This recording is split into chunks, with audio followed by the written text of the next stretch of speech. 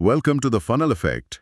आज हमारी चर्चा का विषय है वो तकनीकें जो हमारी डिजिटल दुनिया को सुरक्षित रखती हैं। एन्क्रिप्शन, डिजिटल सिग्नेचर और हैशिंग। ये नाम सुनने में शायद थोड़े मुश्किल लगे, लेकिन असल में ये हमारी ऑनलाइन बातचीत, हमारे लेन देन और हमारे डेटा की सुरक्षा की एक तरह से बुनियाद है। हमारे पास एक टेक्निकल स्रोत है जो ये बताता है कि आज के जो सॉफ्टवेयर डेवलपमेंट एनवायरनमेंट्स हैं, उनमें इन तकनीकों को कैसे हैंडल किया जाता है। हमारा मकसद है इन कॉन्सेप्ट्स को आसान भाषा में समझना। ये कैसे काम करते हैं, क्यों जरूरी है और इनके पीछे के जो मूल सिद्धांत हैं वो क्या हैं। तो चलिए इस विषय की गहराई में उतरते हैं। तो सबसे पहले ये समझना जरूरी है, मतलब हमें इनकी जरूरत ही क्यों है। जब हम इंटरनेट जैसे पब्लिक नेटवर्क पर कोई जानकारी भेजते हैं तो वो सुरक्षित नहीं होती है।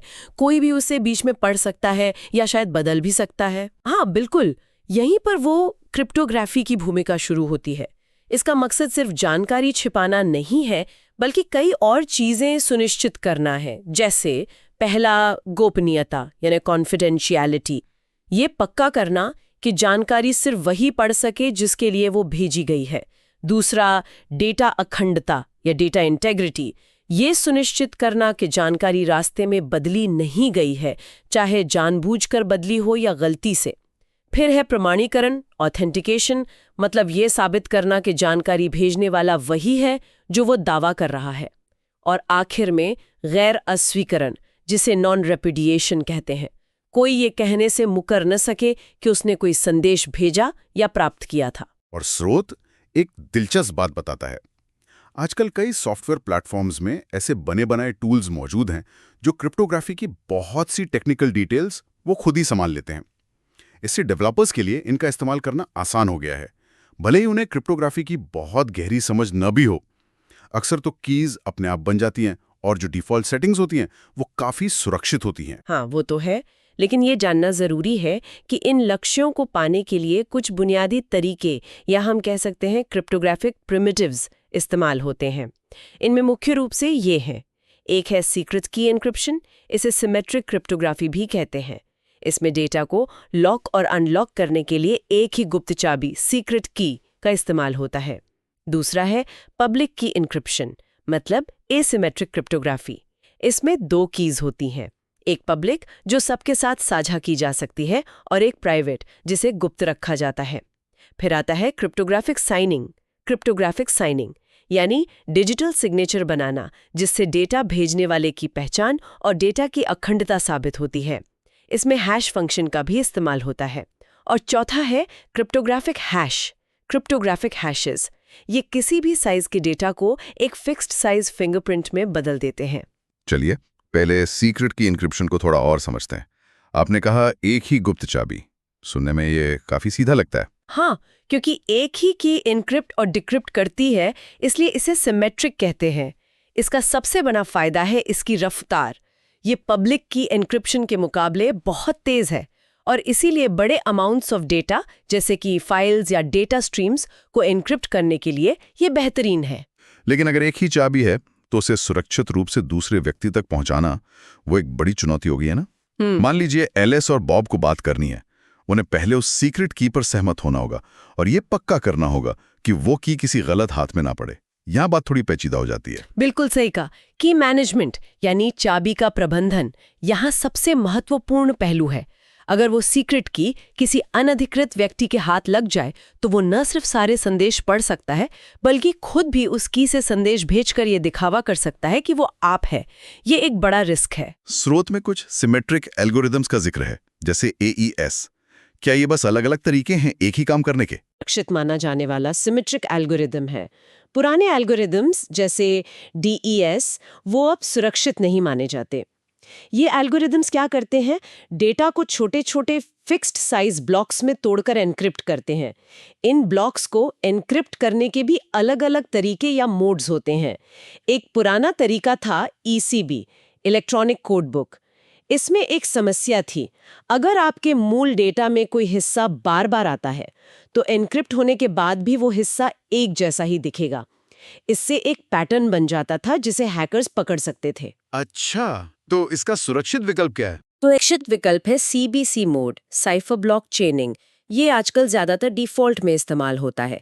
ये हर ब्लॉक को एन्क्रिप्ट करने से पहले उसे पिछले वाले एन्क्रिप्टेड ब्लॉक से जोड़ देता है। ऐसा करने के लिए एक शुरुआती रैंडम वैल्यू का इस्तेमाल होता है, जिसे इनिशियलाइजेशन वेक्टर या आईवी कहते हैं।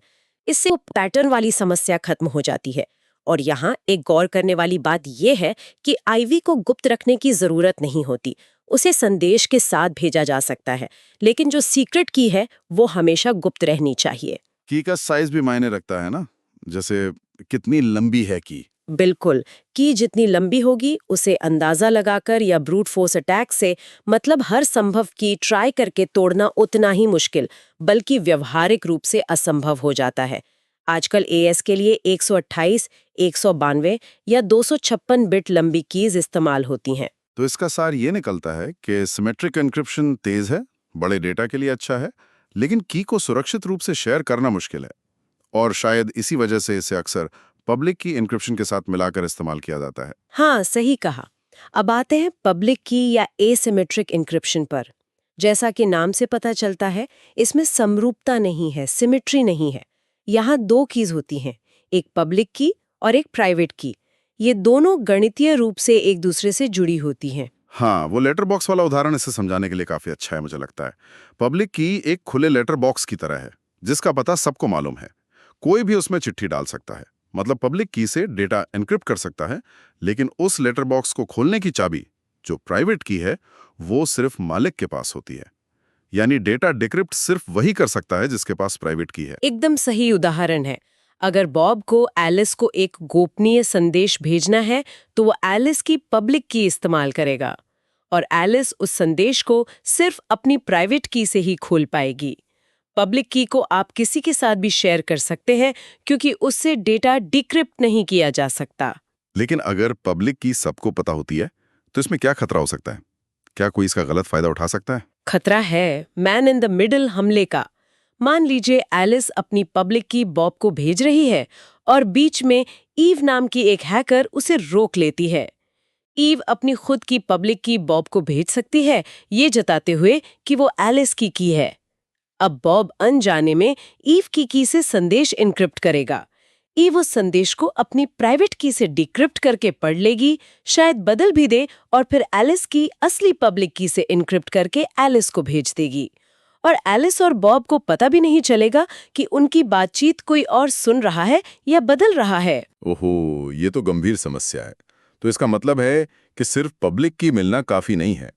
ये पक्का करना भी जरूरी है कि वो की उसी व्यक्ति की है जिससे हम बात करना चाहते हैं। बिल्कुल, पब्लिक की ऑथेंटिसिटी, मतलब प्रामाणिकता की पुष्टि बहुत जरूरी है। इसके लिए अक्सर डिजिटल सर्टिफिकेट्स का इस्तेमाल होता है, जो एक भरोसेमंद तीसरी पार्टी, जिसे सर्टिफिकेट अथॉरिटी कहते हैं, जारी करती है। अच्छा, तो सिमेट्रिक और एसिमेट्रिक एन्क्रिप्शन में मुख्य अंतर क्या है, अगर हम प्रदर्शन मतलब परफॉर्मेंस और उपयोग की बात करें? हाँ, मुख्य अंतर कुछ इस तरह है। पहला तो गति, सिमेट्रिक बहुत तेज है, एसिमेट्रिक काफी धीमी। दूसरा, डेटा साइज, सिमेट्रिक बड़े डेटा को हैंडल कर सकता है, एसिमेट्रिक सिर्फ बहुत छोटे अमाउंट ऑफ डेटा को, जो आमतौर पर की लंबाई के बराबर है। तीसरा, की मैनेजमेंट, सिमेट्रिक में सीक्रेट की शेयर करना मुश्किल है, एसिमेट्रिक में पब्लिक की शेयर करना आसान है, बशर्ते प्रामाणिकता सुनिश्चित हो और प्राइवेट की गुप्त रखनी होती है। और चौथा, उपयोग, सिमेट्रिक बल्क डेटा इंक्रिप्शन के लिए अच्छा है। एसिमेट्रिक अक्सर सिमेट्रिक कीज को सुरक्षित रूप से एक्सचेंज करने या फिर डिजिटल सिग्नेचर बनाने के लिए इस्तेमाल होता है। तो व्यवहारिक रूप से ज्यादातर सिस्टम्स में दोनों को मिला के इस्तेमाल किया जाता है ना? हाँ, ज्यादातर सुरक्षित सिस्टम्स जैसे HTTPS, जो सिक्योर वेब ब्राउजिंग के लिए इस्तेमाल होता है, वो इसी हाइब्रिड तरीके का इस्तेमाल करते हैं। शुरू में एसिमेट्रिक इंक्रिप्शन का इस्तेमाल करके एक सुरक्षित चैनल बनाया जाता है, ताकि एक सिमेट्रिक सेशन की को सुरक्षित रूप से एक्सचेंज किया जा सके। एक बार दोनों पार्टियों के पास वो सेशन की आ जाए, तो फिर बाकी सारी बातचीत तेज सिमेट्रिक इंक्रिप्शन से होती है। हाँ, आपने डिजिटल सिग्नेचर का भी जिक्र किया था। ये कैसे काम करते हैं और ये क्यों जरूरी है? इनका क्या रोल है? डिजिटल सिग्नेचर दो बहुत जरूरी काम करते हैं। पहला, प्रमाणीकरण, ऑथेंटिकेशन। ये साबित करते हैं कि डेटा किसने भेजा है, बशर्ते आप भेजने वाले की पब्लिक की पर भरोसा करते हो। और दूसरा अखंडता, इंटेग्रिटी। ये सुनिश्चित करते हैं कि डेटा भेजा जाने के बाद बदला नहीं गया है। इसकी प्रक्रिया कुछ इस तरह है। मान लीजिए एलिस को बॉब को एक हस्ताक्षरित मतलब साइंड संदेश भेजना है। पहले एलिस अपने संदेश का एक क्रिप्टोग्राफिक हैश बनाती है। हैश, जैसा हमने पहले कहा, उस संदेश का एक छोटा यूनिक फिंगरप्रिंट जैसा होता है। फिर एलिस उस हैश को अपने प्राइवेट की से इनक्रिप्ट करती है। ये इनक्रिप्टेड हैश ही डिजिटल सिग्नेचर है। फिर एलिस मूल संदेश और उसके साथ ये डिजिटल सिग्नेचर बॉब को भेजती है। और बॉब इसे कैसे जांचेगा? उसे कैसे पता चलेगा कि ये सही है? जब बॉब को संदेश और सिग्नेचर मिलता है तो वो ये करता है, पहले बॉब एलिस की पब्लिक की का इस्तेमाल करके सिग्नेचर को डिक्रिप्ट करता है। इससे उसे वो मूल हैश मिलता है जो एलिस ने बनाया था। फिर बॉब खुद उस संदेश का हैश उसी एल्गोरिथम से बनाता है जिसका इस्तेमाल एलिस ने किया था। अब बॉब अपने बनाए हैश की तुलना एलिस के सिग्नेचर से मिले हैश से करता है। अगर दोनों बिल्कुल एक जैसे हैं तो बॉब को दो बातें पता चलती हैं। एक, कि संदेश उसी व्यक्ति ने भेजा है जिसके पास एलिस की प्राइवेट की है, यानी एलिस। और दूसरा, कि संदेश रास्ते में बदला नहीं गया है। लेकिन क्या इससे संदेश गोपनीय रहता है? मेरा मतलब है, क्या सिर्फ बॉबी उसे पढ़ सकता है या कोई भी पढ़ सकता है? नहीं, ये एक आम गलतफहमी है। डिजिटल सिग्नेचर संदेश को गोपनीय नहीं बनाता। उसका मकसद सिर्फ भेजने वाले की पहचान और संदेश की अखंडता साबित करना है। कोई भी जिसके पास एलिस की पब्लिक की है वो सिग्नेचर को वेरीफाई कर सकता है। अगर संदेश को गोपनीय भी रखना है तो उसे सिग्नेचर लगाने से पहले अलग से इनक्रिप्ट करना होगा, शायद बॉब की पब्लिक की से। अच्छा, ये समझना जरूरी था। आपने कई बार हैश का जिक्र किया। ये क्या चीज है और ये सिग्नेचर से कैसे अलग है? ये फिंगरप्रिंट वाली बात थोड़ी और समझाएं। जरूर। हैश एल्गोरिथम एक ऐसा फंक्शन है जो किसी भी लंबाई के इनपुट डेटा को, चाहे वो एक अक्षर हो या पूरी किताब, लेकर उसे एक फिक्स्ड साइज आउटपुट में बदल देता है। इस आउटपुट को हैश वैल्यू या मैसेज डाइजेस्ट कहते हैं। ये उस डेटा का एक तरह का डिजिटल फिंगरप्रिंट है। हाँ, एक यूनिक फिंगरप्रिंट। मतलब अगर मैं डेटा में जरा सा भी, मान लीजिए एक कॉमा भी बदल दूं, तो हैश वैल्यू पूरी तरह बदल जाएगी। ऐसा होता है? हाँ, एक अच्छा क्रिप्टोग्राफिक हैश एल्गोरिदम बिल्कुल ऐसा ही करता है। इनपुट में छोटा सा बदलाव भी आउटपुट हैश को पूरी तरह से बदल देता है, पहचानने लायक नहीं रहता है। और इसमें एक और महत्वपूर्ण बात है, किसी दिए गए हैश से वापस मूल डेटा का पता लगाना वो लगभग असंभव है। साथ ही दो अलग अलग डेटा से एक ही हैश वैल्यू मिलना भी लगभग असंभव है, मतलब कॉम्प्यूटेशनली इनफीजिबल है। तो इसका इस्तेमाल सिर्फ अखंडता, इंटेग्रिटी जांचने के लिए कैसे होता है, बिना डिजिटल सिग्नेचर के? हाँ, आप ऐसा कर सकते हैं। आप संदेश भेज सकते हैं और साथ में उसका हैश भी। प्राप्तकर्ता संदेश मिलने पर खुद उसका हैश बनाएगा और आपके भेजे गए हैश से मिलाएगा। अगर दोनों मैच करते हैं तो इसका मतलब है कि संदेश रास्ते में बदला नहीं गया है। लेकिन इससे यह साबित नहीं होता कि संदेश आपने ही भेजा है ना? कोई और भी तो संदेश और उसका सही हैश बनाकर भेज सकता है। बिल्कुल। सिर्फ हैश भेजने से भेजने वाले की पहचान साबित नहीं होती। इसीलिए हैश का इस्तेमाल या तो डिजिटल सिग्नेचर के साथ होता है, जहां उसे प्राइवेट की से इनक्रिप्ट किया जाता है, या फिर किसी और तरीके से होता है जिससे हैश की प्रामाणिकता बनी रहे। जैसे मान लीजिए सॉफ्टवेयर डाउनलोड के लिए वेबसाइट पर फाइल के साथ उसका SHA-256 हैश दिया जाता है। आप फाइल डाउनलोड करके खुद उसका हैश निकाल सकते हैं और वेबसाइट पर दिए गए हैश से मिला सकते हैं। इससे आप निश्चित हो सकते हैं कि डाउनलोड हुई फाइल वही है जो वेबसाइट पर रखी गई थी और उसमें कोई मैलवेयर वगैरह नहीं डाला गया है। स्रोत में जिक्र है कि पुराने हैश एल्गोरिदम जैसे MD5 और SH1 अब सुरक्षित नहीं माने जाते, क्योंकि उनमें कोलिजन्स खोजना संभव हो गया है।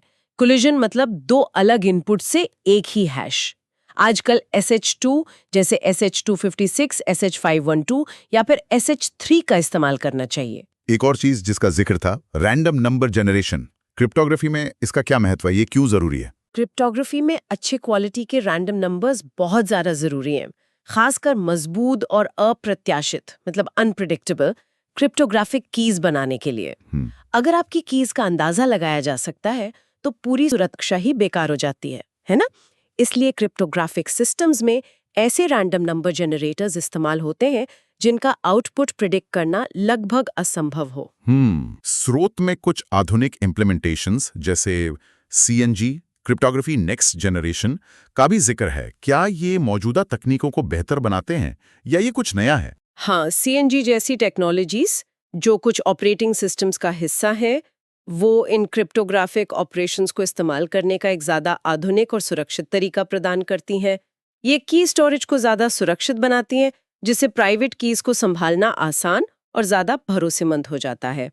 इसी तरह क्लिक ऑन मैनिफेस्ट सिग्नेचर जैसी चीज़ें दिखाती हैं कि कैसे डिजिटल सिग्नेचर का इस्तेमाल सॉफ्टवेयर की ऑथेंटिसिटी और इंटेग्रिटी सुनिश्चित करने के लिए किया जा रहा है, ताकि यूजर्स को पता चल सके कि एप्लीकेशन भरोसेमंद स्रोत से आई है और उसके साथ छेड़छाड़ नहीं हुई है। ठीक है, तो इस पूरी चर्चा को समेटते हुए अगर हम देखें तो मुख्य बातें क्या निकल कर आती हैं? की टेकअवेज क्या हैं? हाँ, कुछ मुख्य निष्कर्ष ये हैं। पहला, डिजिटल दुनिया में सुरक्षित संचार और डेटा सुरक्षा के लिए क्रिप्टोग्राफी अनिवार्य है। ये गोपनीयता, अखंडता, प्रमाणीकरण और गैर अस्वीकरण सुनिश्चित करती है। दूसरा, सिमेट्रिक एन्क्रिप्शन तेज है और बड़े डेटा के लिए उपयुक्त है, लेकिन इसकी मुख्य चुनौती सीक्रेट की को सुरक्षित रूप से शेयर करना है। तीसरा, एसिमेट्रिक एन्क्रिप्शन की एक्सचेंज की समस्या को हल करता है और डिजिटल सिग्नेचर को संभव बनाता है, लेकिन ये धीमा है और छोटे डेटा के लिए ही इस्तेमाल होता है। चौथा, हैशिंग डेटा की अखंडता जांचने के लिए एक अद्वितीय फिंगरप्रिंट बनाता है, लेकिन खुद से पहचान साबित नहीं करता। पांचवां, आमतौर पर सबसे सुरक्षित सिस्टम बनाने के लिए इन सभी तकनीकों को एक साथ मिलाकर इस्तेमाल किया जाता है। और आखिर में अच्छी बात यह है कि आधुनिक प्लेटफॉर्म्स और लाइब्रेरीज इन तकनीकों के इस्तेमाल को आसान बनाने के लिए बेहतर टूल्स और डिफ़ॉल्ट्स प्रदान कर रहे हैं। ये सब बहुत जानकारीपूर्ण था। ये समझना कि हमारी डिजिटल सुरक्षा पर्दे के पीछे कैसे काम करती है, ये वाकई जरूरी है। हाँ, और ये हमें एक महत्वपूर्ण विचारणीय प्रश्न की ओर ले जाता है। हमने देखा कि एसिमेट्रिक एन्क्रिप्शन और डिजिटल सिग्नेचर की पूरी सुरक्षा वो प्राइवेट की को गुप्त रखने पे टिकी है, लेकिन आज की दुनिया में जहाँ मैलवेयर है, फिशिंग है, सोशल इंजीनियरिंग है और यहाँ तक कि मानवीय गलतियां भी बहुत आम हैं, व्यक्ति और संगठन इन बेहद जरूरी प्राइवेट कीज को असल में कैसे सुरक्षित रखते हैं, व्यवहारिक रूप से कैसे मैनेज करते हैं। सिर्फ अच्छे एल्गोरिदम चुनना काफी नहीं है। प्रभावी की मैनेजमेंट मतलब कीज को सुरक्षित बनाना, स्टोर करना, इस्तेमाल करना, बैकअप लेना और जरूरत पड़ने पर सुरक्षित रूप से नष्ट करना, ये अपने आप में एक बहुत बड़ी चुनौती है। इस पर सोचना जरूरी है कि व्यवहारिक रूप से इसे कैसे किया जाता है।